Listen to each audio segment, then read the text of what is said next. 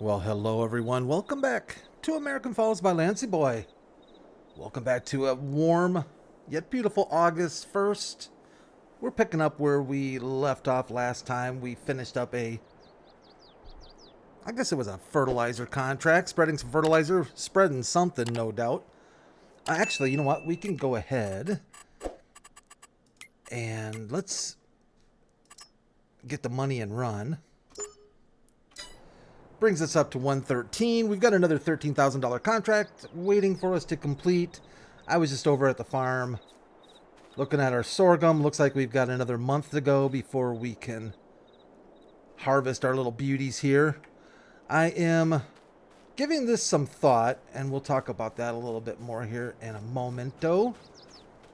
Let's check our silage bales. All right, good enough. Happy Tuesday, by the way. My week has started off with a bang. So we have finally replaced our fearless leader that retired at the end of the last year. So we've been without a boss for 2 or 3 months?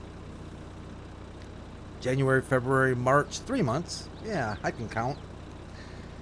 And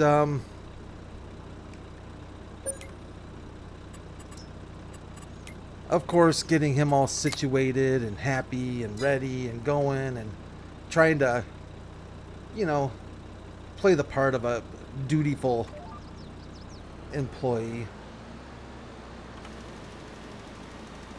But other than that, the week has started off pretty well, I guess you could say.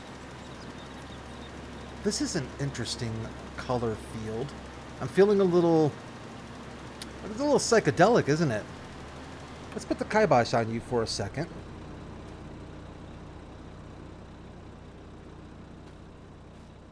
Yeah, it's kind of...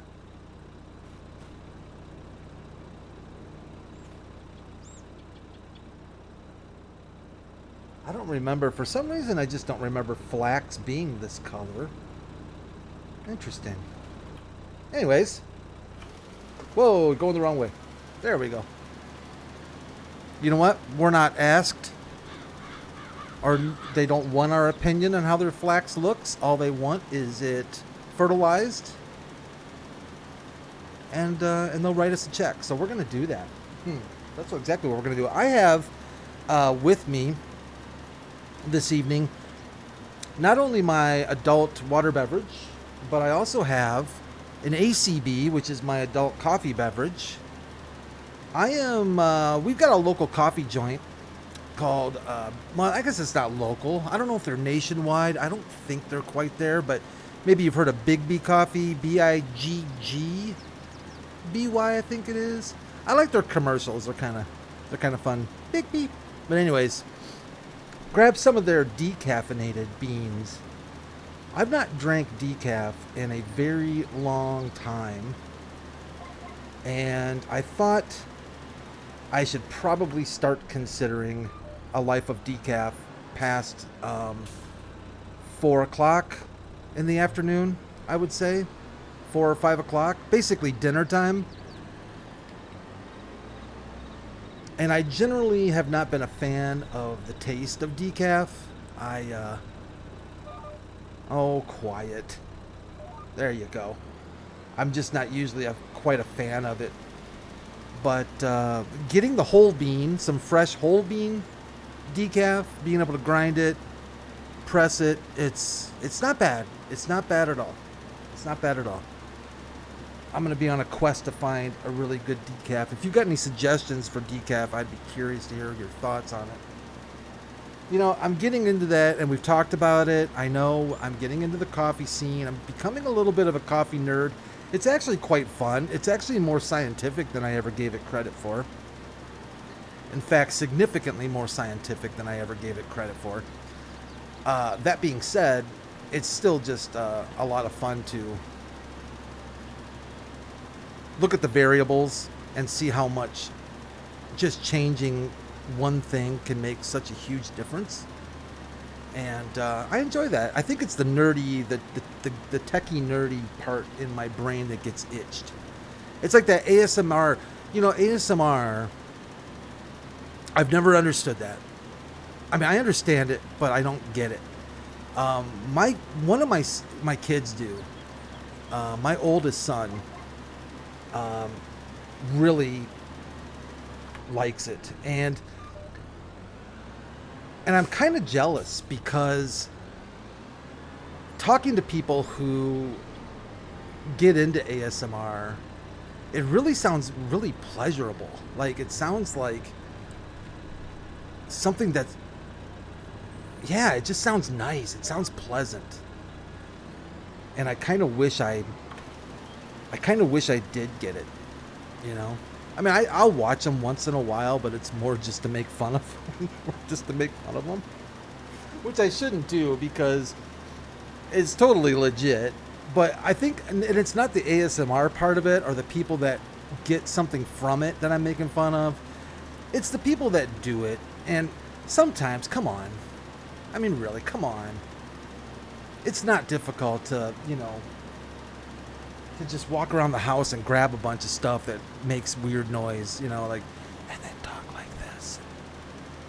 I just want you to know how good it is to see you all today. You know, it's weird. It's kind of, it creeps me out a bit. I've been getting into, but see, I've got my own creepy stuff, right? Chad and I have been, we've been getting in. I can't even believe I think Chad and I are growing close. I think my little intern is starting to grow on me. And we've been getting into this, the sleep videos that YouTube has. And there's quite a few different ones. There's driving in the rain.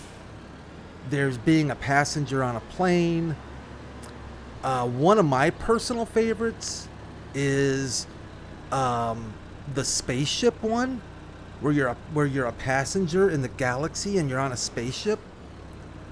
I mean, I knock out to that so quickly at night. If I put that on, and I always say to myself, I'm not going to fall asleep. I'm not going to fall asleep. And the next thing I know, it's, you know, it's middle of the night and it's wake up to go to the bathroom time. Or it's the next morning. And it's crazy how quick that knocks me out. So give it a try if you at all, because sometimes I overthink sleep. Maybe you've done that too, where you're laying there and you're like, it's weird. Like, not overthinking it from the point of I'm having a hard time falling asleep. It's overthinking how my body goes to sleep. And I start thinking about just how weird it is that my brain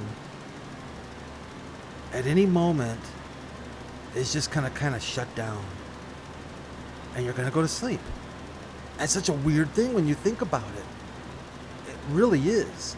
And thankfully, our bodies are good enough to keep us breathing and whatnot, you know, so we do wake up. And it fascinates me. Sleep fascinates me. It really truly does.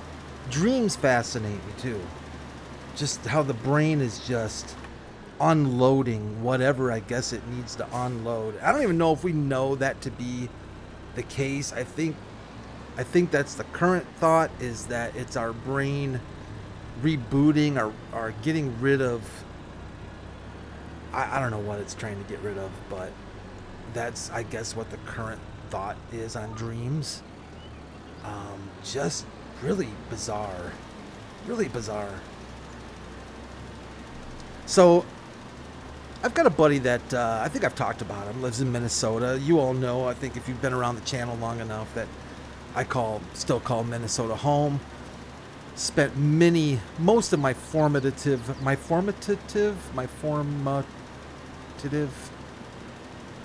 growing up years in Minnesota. I was a proud Anoka Tornadoan. That was my high school, Anoka. The Anoka Tornadoes had a short and not illustrious football career. Fred Moore Junior High was my early rookie years of football.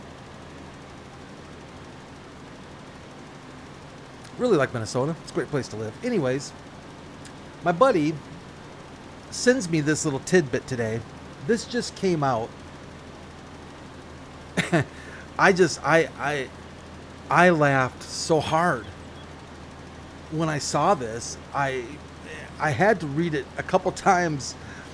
I just found it's just hilarious to me because I'm just picturing, there's so many funny things to picture.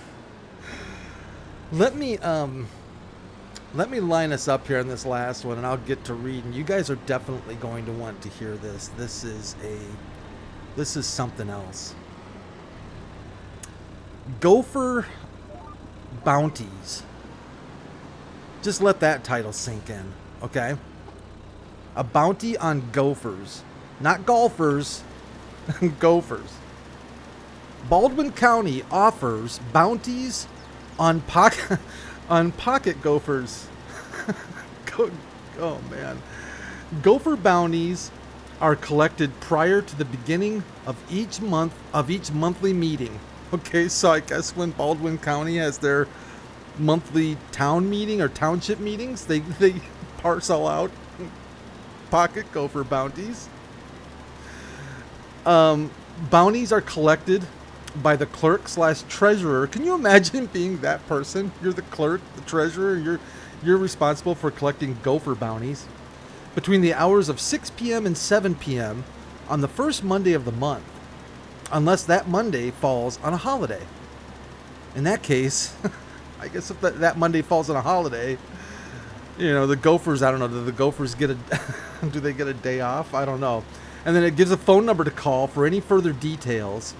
The current bounty on pocket gophers is $2 per pair of feet.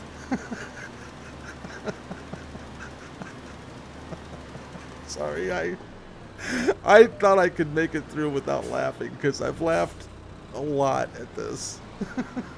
$2 per pair of feet. The pairs of feet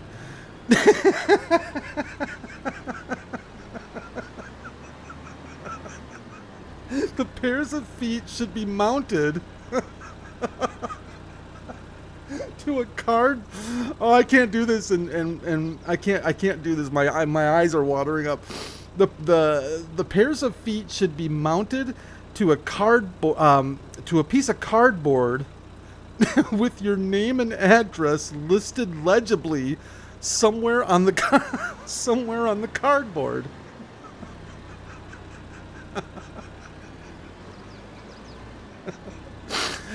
Oh my gosh, man. He sent me that. I about where are you going, buddy?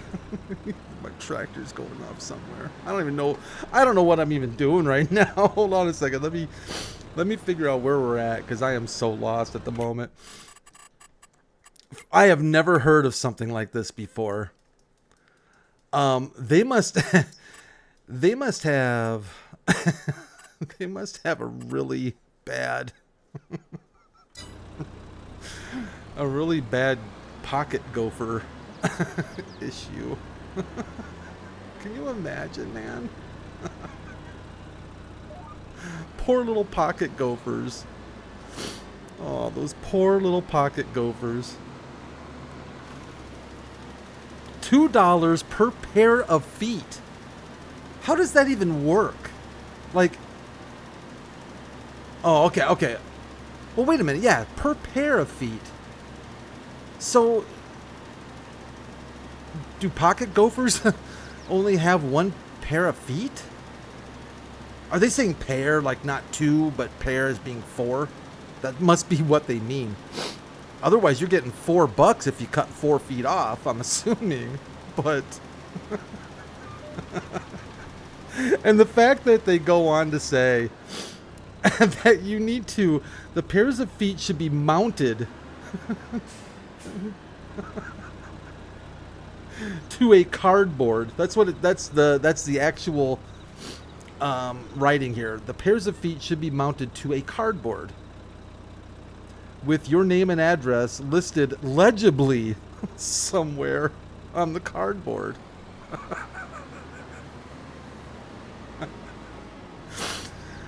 Oh, man. And this poor clerk. Oh, that poor treasurer that has to... Oh, we're done, aren't we? Yeah, we are done. Okay, hold on a second, Brad. Stop it. Stop. What are we doing? Oh, am I hiring? Oh, geez, somehow I hired somebody. I was really losing it there. All right, so we've wrapped up this field somehow. I've Forrest Gumped my way through getting that done. Oh, man. Let's just take our money. I forget to do that. It reminds me just so much of just like a rural, you know, just a small town somewhere where somebody probably got up in the middle of the board meeting or the city council meeting and was like, you know, we have got to do something about this pocket gopher problem. This is just getting out of hand, you know. And what's crazy to me is, I guess we can turn our, whoopsie, whoa, we're gonna hit a fence. Yep, we hit a fence. What's crazy to me a little bit is Gophers. I mean, it's the Minnesota Gophers. That's their mascot, for goodness sakes, for their college. I guess it's not Minnesota Pocket Gophers, but still, you know, you don't have any respect for your school's college, state college, little critter. Mounting. Just the fact that you have to mount their feet on a piece of cardboard. Like, it's $2 a pair. I mean, honestly, when you think about it, I guess, I mean, go to town, right? I mean, honestly, just go to town on it. And, I mean, you get 20 of them, 20 little pocket gophers. There's $40. Now, the cardboard, you know, I don't know where you're going to get your cardboard. I wouldn't suggest buying it because that'll dip into your profit margin. But, excuse me, I had to grab some ACB here. But yeah, that would dip. Oh, there's our farm. Hello. But that would dip into your profit margin, so you're definitely going to want to use cardboard from something that you already have laying around the house. It would be quite difficult to fake. I don't really know how you're going to fake pocket gopher feet, so I think they got you there. So I would say anybody who's going into this thinking, hey, you know, why don't we, you know, go out and get some fake gopher feet? I don't think that's going to work very well. Come on, man. I need to tear down this stinking fence is what I need to do. This is ridiculous. We're going to go in the back way. In the back way. We're going in the back way. But yeah, I got so much pleasure and humor out of reading that today. And all I'm picturing is like this Bugs Bunny scenario, or just all of a sudden these poor little pocket gophers are going to realize that there's been a hit placed out on them. That's what this amounts to. I mean, let's not sugarcoat it. They've had a hit placed out. It's like a John Wick. They've been John Wicked. Little pocket gophers, man. I wonder if they have a safe hotel they can go, a safe place they can go to where business can't be transacted. They need to pick like a garden somewhere where they can say, hey, you know, if you're in this garden, it's safe, you know, safety in number. You can't be shot. You're not shooting anybody. You're not picking off. My mom picked off a couple pocket gophers in her day. That I'm well aware of because I witnessed one of them, which I probably you know, scarred me for life, but I did witness it. I have no idea what I'm doing. We are just going to go and drive around here and in here. And do we have gas? We do have gas. Okay. Whoa. There we go. So, yeah, she picked off, remember, one that was in our garden. She grabbed my BB gun, and actually, I think it was a pellet gun. It was a good shot. It was probably 20 yards, and that thing dropped instantly. Yeah, she was quite proud of that, of taking care of that varmint. So I'm tempted to call this number for further details. Like, what further details? What further details could you possibly need that haven't been spelled out in this Gopher Bounties publication? Like, why would you call? What questions would you have? I mean, there's nothing left to guess. There's no guesswork left here. I guess I gotta try. Maybe I'll call and say, hey, can I use, old pizza? Can I use old pizza boxes I have laying around? You bring a Domino's pizza box there, and you got like 6 pairs of Gopher feet. Yeah, I don't think they care what the cardboard is, as long as they can read your name and address legibly. I love the way they do that too. It's like, and you have to make sure it's legible, because for a fact that poor clerk that's going to have to take these stinky, nasty Gopher feet is sitting in that meeting, and he or she is going, you know what? This is some serious BS. If I'm going to do this, I better not have to work hard to read somebody's stinking handwriting. So you put in that notice that it has to be legible. All right. And I want it on, and I'm assuming they want it on cardboard. First of all, I can almost guarantee they had to, specify, because if they didn't, you'd probably have people bringing Ziploc baggies in with feet in them and all kinds of weird stuff, like some, just freaky stuff. People get freaky on this stuff. And so I'm sure that they said, you know what, we need to specify cardboard. It's recyclable, or it's at least not so bad for the environment. Cardboard pretty much degrades and, goes bye-bye pretty quickly. It'll probably be gone before the Gopher feet are gone. Anyways, I'm wrapping this up. You don't need to hear any more about this, but thanks for putting up with me. I just got a real kick out of that. All right. Well, I'll try and figure out something for tomorrow's episode, something we can do. Maybe some more. My friend sends me some more entertaining news. But you all take care of yourselves. Take care of each other. Please leave a like if you enjoyed the episode.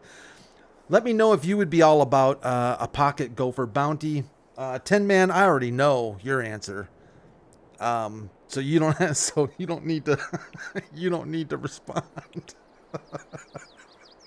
But let me know what you guys think. If should there be a bounty, and how is this being handled? I mean, I'll guarantee anybody who is offended by it is going to be muted. I mean, they're not going to have a say. If you feel offended by the fact that people are going out and picking off pocket Gophers, I'm sure somebody probably raised a stink, but there must be an infestation. There must just be a really bad infestation of pocket Gophers. I'm going to have to look them up. I think I know. Don't they kind of look like squirrels, but they're pretty small, aren't they? I thought pocket Gophers were pretty small. Like, they're smaller than like a full-size Gopher, if I remember right. All right, guys. Thanks again. Feel free to subscribe. That'd be great. Also, you're welcome to become a member, and as always, welcome to join our Discord. You all take care of yourselves, and I'll see you back here on American Falls tomorrow. Bye for now.